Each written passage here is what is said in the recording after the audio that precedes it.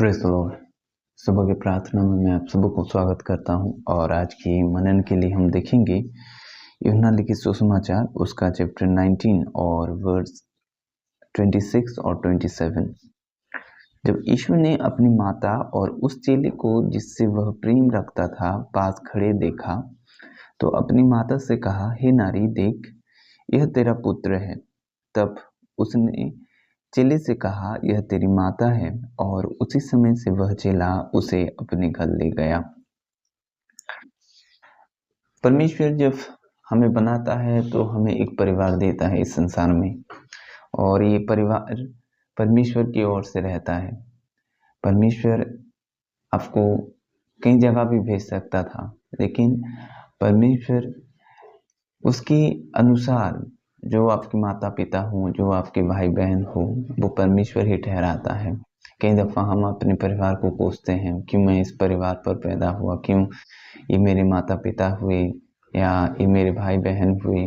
कई दफ़ा हम क्रोध में आकर कई अनाप शनाप भोगते हैं, लेकिन परिवार परमेश्वर देता है, और वही परिवार जो परमेश्वर हमें चाहता है कि उस परिवार का उद्धार हमारे द्वारा हो।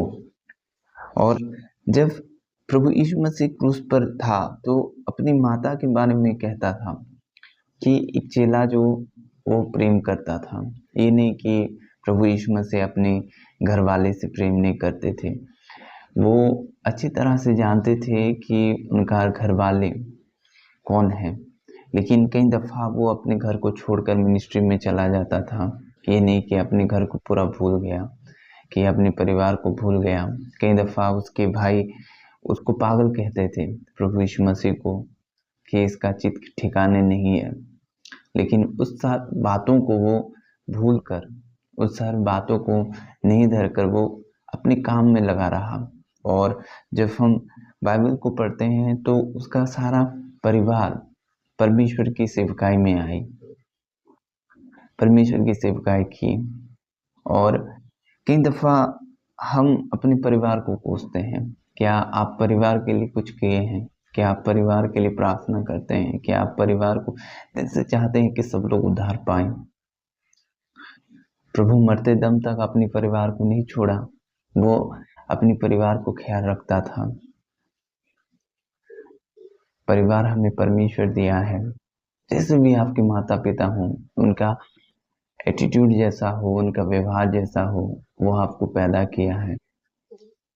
अगर आप उनके व्यवहार से नाखुश हैं तो आप चुप रहें। उनको बुरा भला बोलना उचित नहीं है कि उनको जज करना। हाँ, समय आएगा कि परमेश्वर उनको बदलेगा। कई दफ़ा परिवार हमें समझ नहीं सकता, कई दफ़ा परिवार के लोग हमारे ऊपर चढ़ते हैं, हमारे ऊपर बोलते हैं। ये दुख लगता है, लेकिन परिवार हमें परमेश्वर दिया है। और वचन क्या कहता कि यीशु ने अपनी माता और उस चेले को जिससे वह प्रेम रखता था पास खड़े देखा तो अपने माता से कहा, हे नारी, देख, यह तेरा पुत्र है। तब उसने चेले से कहा, यह तेरी माता है, और उसी समय से वह चेला उसे अपने घर ले गया। परिवार का दायित्व बहुत ज़रूरी है कि आप एक परिवार का दायित्व को उठाएं, स्पिरिचुअली हो या फिजिकली हो।